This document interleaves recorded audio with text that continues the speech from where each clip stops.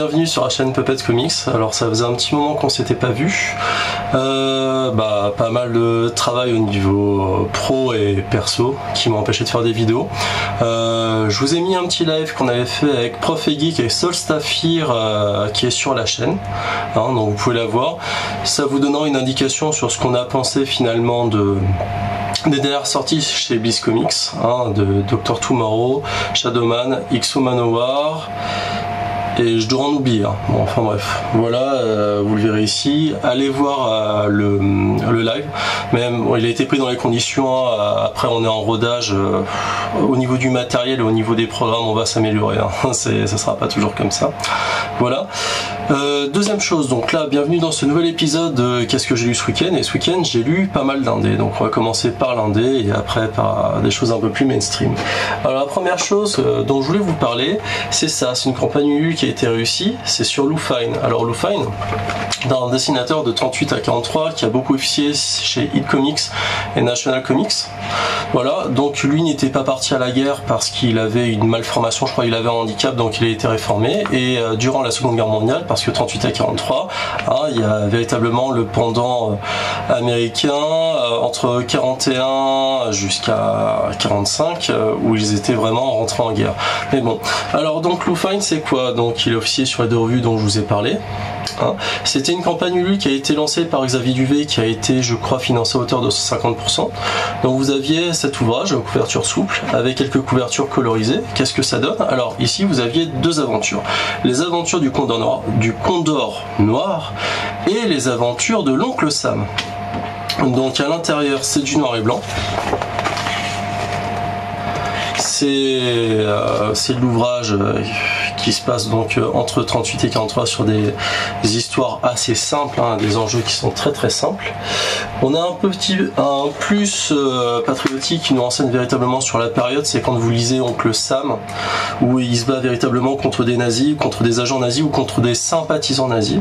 Alors il faut savoir, comme vous le savez pour Superman, mais aussi pour certains auteurs de comics, certains étaient, descendaient de familles juives ou se revendiquaient comme juifs, et donc finalement l'arrivée au pouvoir des nazis, ça leur a parlé, d'où par l'idéologie finalement antisémite. Et donc il y en a beaucoup qui faisaient cet effort dans la guerre, qui n'étaient peut-être pas en guerre sur le sol français ou sur le sol européen, mais qui se battaient directement avec les comics. C'est ce que faisaient exactement aussi les auteurs de Superman. Donc Oncle Sam, où est-ce qu'on peut le retrouver? Il y a récemment, Urban avait sorti Multiversity et surtout le Terre X, qui se passe dans une dimension. Qu'est-ce qui serait passé si les Allemands avaient gagné? Et finalement, vous retrouvez ce personnage de l'Oncle Sam, donc complètement rajeuni et racheté. Voilà, je vais vous montrer une image de l'Oncle Sam. Voilà, ici, un peu en déchéance. TRX, je vous conseille, c'est très très bon, mais je vous conseille également, si vous voulez aller plus loin et rencontrer les personnages et voir ce qui s'écrivait durant la Seconde Guerre mondiale, Lou Fine c'est vraiment pas mal. N'hésitez pas à soutenir Xavier Duvet dans son projet, parce que c'est quand même lui qui a pris les scans, qui a tout cliné, qui a fait un sacré effort, une belle préface qui vous indique qui était Lou Fine, qui était donc c'était des anciens articles qui avaient été écrits en 2002, peut-être dans un fanzine. Donc vous avez la première page de remerciements et surtout pour situer le personnage et le contexte historique, et surtout l'auteur Lou Fine qui est trop méconnu. Mais je pense moi qu'il est méconnu parce que déjà en France on le connaît pas très bien, et de deux, il est officier sur les comics de 38 à 43. Donc je pense que c'est une lecture intéressante pour ceux qui aiment l'histoire. Pareil, j'avais fait une vidéo sur Piracy, où c'était des romans qui avaient été, pas des romans, mais c'était des bandes dessinées qui avaient été écrites et dessinées dans les années 50. Je vous conseille aussi, finalement, c'est ressorti d'Entertainment Comics, qui sont ressortis chez Achilleos. Donc voilà. Deuxième chose dont je voulais vous parler, qui fait aussi partie d'une campagne bulle, donc je vais parler de The Last Shinobi. Alors je vais vous montrer les couvertures, et je vous montrerai après l'intérieur. Donc là c'est le premier. Le deuxième, troisième, quatrième, cinquième, le sixième. Donc l'auteur, c'est d'ailleurs il est très disponible. Alors il me semble que c'est Xavier Mondragon, mais on va essayer de pas faire de bêtises. Non, c'est Richard Mondragon, pardon Richard si tu regardes cette vidéo. Et les dessins, donc du 1 jusqu'au 4, c'est Pauline Aquila de haut, aquila.night sur Instagram. Je vous laisse regarder un peu les dessins. Donc là ça se voit que les auteurs hein, ils travaillent véritablement sur tablette graphique, mais ça enlève rien au charme, donc ça c'est le premier. J'adore la chimère et surtout j'adore cette couverture là, c'est une de mes préférées. Avec la deuxième, il change finalement de dessinateur à partir, alors si je dis pas de bêtises, je regarde en même temps, hein, c'est à partir du tome 5 qu'il change de dessinateur. Alors il me semble que le dessinateur est philippin. Donc le dessinateur du 5 c'est Philips Cruz @artizy sur Instagram. Voilà, je vais vous montrer les différences de dessin. Donc je vous l'ai montré pour le 1 pour Pauline Aquila et je vais vous montrer finalement pour Philips Cruz, et je trouve que c'est vraiment pas mal. On voit que le dessin a bien évolué. Après les dessinateurs, moi je les trouve vraiment exceptionnels. Alors The Last Shinobi, ça parle de quoi? Ça parle, comme son titre l'indique, du dernier Shinobi.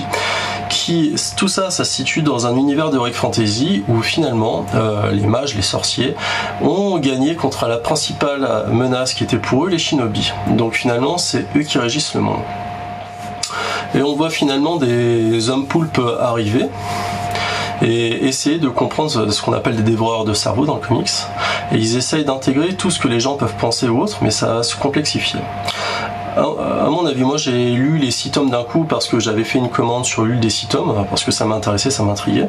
Je trouvais que le scénario était très classique, du 1 jusqu'au 4, et puis après ça se complexifie, on rentre véritablement dedans, et à partir du 5, et surtout à la fin du 6, on a envie d'avoir la suite, parce qu'il se passe pas mal de choses, donc je vais pas spoiler, mais allez voir The Last Shinobi, il y a un groupe sur Instagram, il y a un groupe sur Facebook, soyez curieux, c'est vraiment pas mal, même si au début, comme je le disais, c'était assez anecdotique. Mais bon voilà, je vais vous montrer les couvertures qui m'ont vraiment plu. La une, la chimère est trop belle, c'est vraiment ma couverture préférée. Et alors celle-là, le serpent à plumes ou le dragon à plumes, voilà. Donc les influences de l'auteur, c'est beaucoup d'heroic fantasy. Alors un ninja dans un univers de heroic fantasy qui a l'air plutôt occidental, c'est un peu bizarre, mais ça se mélange bien. L'auteur, c'est un fan de jeux de rôle, hein, ça se voit, ça se lit hein, quand on l'a entre les mains. Voilà, donc c'est véritablement une bonne découverte et je vous encourage à les lire, surtout qu'ils ne sont édités que sur Ulule et on les trouve pas en commerce. Le format, comme vous le voyez, c'est du souple. Et dans la campagne Ulule, on a eu un magnifique dessin ainsi qu'un magnifique marque-page que je n'ai pas à côté de moi. Ça, je vous le montrerai bientôt. Alors, les choses un peu plus mainstream dont je voulais vous parler. Donc, Musclor, moi qui suis un enfant des années 80, Musclor, c'est véritablement dans ma génération. Ça, qu'est-ce que c'est? Ça explique l'histoire finalement de la série animée Netflix que je trouve pas terrible. Le comics, est-ce qu'il vaut le coup? Vous me direz, au début je me disais ouais, ça va être nanardesque, surtout que le dessin, j'aimais pas trop. Et finalement, ça se laisse lire. Il y a un peu l'histoire de Skeletor, fantasmé ou pas, mais une histoire avec sa femme et ses enfants ou dans un monde de squelettes. Et c'est réellement rigolo de voir ces origines-là. Alors, est-ce que c'est des origines fantasmées pour nous apitoyer ou pas? Mais son histoire est très sympa. Après, c'est du comics qui reste classique. Moi, je pense qu'il faut véritablement le conseiller aux fans de Musclor. Moi je suis un fan de Musclor et de tout ça, j'avais connu quand j'étais petit, donc j'ai lu ça. Après une lecture un peu moyenne, lecture popcorn comme je dirais.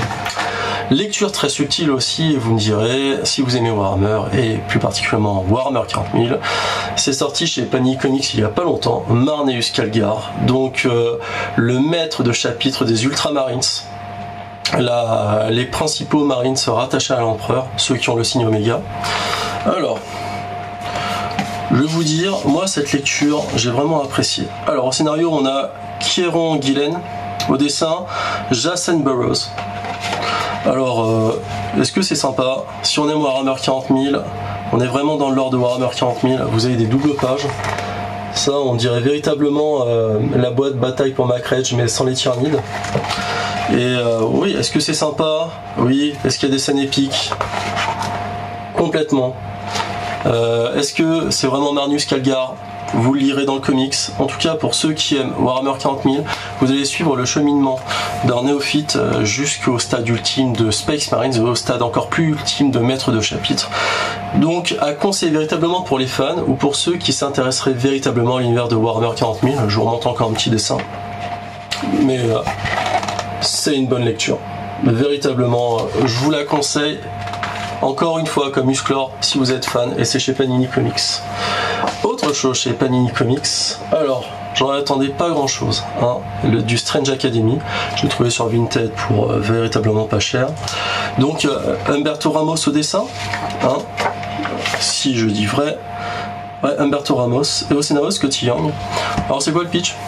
C'est des enfants qui ont des qualités de magicien, qui ont une affinité avec la magie, qui sont dans l'école de Strange. En fait, c'est Mister Voodoo, véritablement le directeur de l'école. Et ils apprennent à la nouvelle génération d'apprentis magiciens à utiliser leurs pouvoirs. Et donc, on va suivre finalement l'héroïne principale. C'est une fille qui s'appelle Emily Bright et qui, depuis qu'elle est petite, maîtrise la magie. Maîtrise la magie, a des pouvoirs magiques qui s'intensifient au fur et à mesure de l'âge.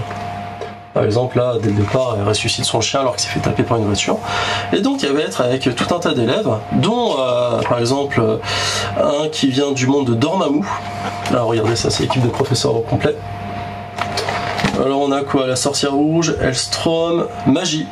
Magie, moi j'aime beaucoup. Shaman qui fait partie de la division Alpha. Et Nico Minoru. Alors je sais pas de quelle équipe elle fait partie. Voilà. Donc c'est une sorte de trip Harry Potter, Marvel à l'école de magie avec des vrais enjeux. La fin du premier tome, ça nous laisse sur quelque chose d'assez triste et on a envie d'avoir la suite. Est-ce que les persos Marvel meurent pour toujours, hein? C'est la même réponse que pour DC Comics. Pas vraiment. Hein, je vous avais dit qu'il y a le fils de Dormammu. Voilà, il est là, on le voit, il est en train de flamber. Je trouve que le dessin est sympa, le scénario est sympa. Je le lisais en même temps que mes CE2 quand ils faisaient leur pause lecture et je l'ai prêté à mes élèves le lendemain, ils ont adoré. Ça s'adresse aussi bien aux grands qu'aux petits, mais c'est plus un petit public ado, pré-ado qui est visé. Donc voilà, ça je le conseille s'il y a des parents qui regardent, si vous voulez faire une bonne lecture à vos enfants à partir de, allez, je dirais 11-12 ans, c'est pas mal, sinon après on comprend pas tout. Donc voilà, et alors, une lecture que je pensais véritablement pourrie, mais j'ai été curieux et je suis allé jusqu'au bout. C'est ça, Bloodborne. Alors Bloodborne, j'ai acheté les 4 tomes d'occasion. Alors, le premier, le deuxième, le troisième. Aileen du Corbeau, ceux qui ont joué savent à quel point elle est retorse. Hein. Et le 4 qui est sorti il n'y a pas longtemps, Par-delà le voile. Alors, c'est Alex Scott au scénario. Alex Scott. Et au dessin, c'est Piotr Kowalski. Alors, il faut savoir que ça a été édité en VO chez Titan Comics. Le dessin, faut apprécier. Moi, je le trouve vraiment sympa. Ça, c'est une bonne entrée en matière. Hein. Ceux qui mangent devant cette vidéo, bon appétit. Donc 4 tomes, on va suivre 4 protagonistes principaux différents. Le 4e rencontrera les autres protagonistes. Si vous avez joué à Bloodborne, vous êtes véritablement dans l'ambiance. D'ailleurs, l'auteur Alex Scott était vraiment fan du jeu. Il avait demandé à From Software si c'était bon pour faire un comics dessus. From Software lui a dit oui, il pensait pas gagner énormément dessus. C'est pas officiel. C'est pas officiel de From Software. C'est une histoire qui est dans Bloodborne, qui fait pas partie du lore officiel. C'est le scénariste qui a fait sa propre histoire et je dois dire que c'est vraiment sympa.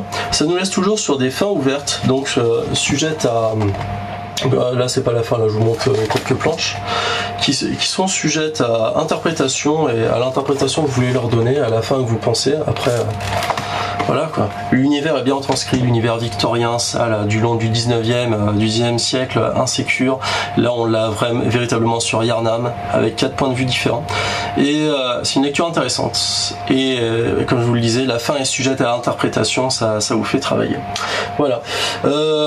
Petit élément, alors, dédicace à Solstar et autres, mais bon, là, depuis quelques temps, on est en train d'embêter un peu Bliss Comics.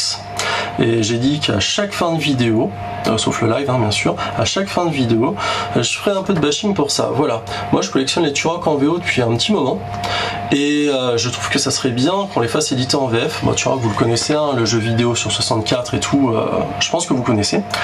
Et on aimerait bien, il y a tout un tas de comics qui ont été édités, alors je parle pas ceux des années 50, je parle ceux des années 90 et autres, et je pense que ça serait pas mal qu'on ait une édition VF. Alors dites-le nous dans les commentaires si ça vous intéresse, si vous voudriez découvrir Turok, et surtout, parlez-en à vos éditeurs de comics sur les réseaux sociaux, savoir qui serait prêt à reprendre une licence comme Turok, qui serait prêt. Alors nous on le dit chez Bliss parce qu'au début c'était chez Valiant, après Valiant a été racheté par Acclaim, et après, là en ce moment Turok c'est chez Golden Key, pour récupérer les TPB et autres, c'est pas très cher mais c'est les frais de port, ça coûte un bras. Enfin bref, si vous voulez Turok en VF, n'hésitez pas à me le dire en commentaire si vous le voulez, n'hésitez pas à aller voir les différents éditeurs de comics VO comme je parle de Réflexion, il y a Bliss, iComics, je suis pas sûr qu'ils seraient très d'accord mais qui ne tentent rien à rien. En tout cas, j'espère que cette vidéo vous a plu. Si vous voulez du Turok, n'hésitez pas à venir sur mon groupe Turok French Fans pour qu'on en discute, et si vous voulez connaître un petit peu, n'hésitez pas à mettre un commentaire, et n'hésitez pas à me dire si le Turok vous intéresse. Et voilà, et je vais vous retrouver maintenant toutes les semaines pour une petite vidéo récap de ce que j'ai lu tous les week-ends. Je ferai des vidéos aussi dédiées au programme, on aura du Spawn 30e anniversaire, la version collector, et on la comparera par rapport au premier volume des archives de Spawn qui était sorti en 2005-2006, donc le premier tome des classiques. Voilà, c'est tout. Je vous souhaite une bonne journée, une bonne soirée selon ce que vous faites. Je vous fais des bisous, je vous dis à bientôt et bon retour chez moi. Salut!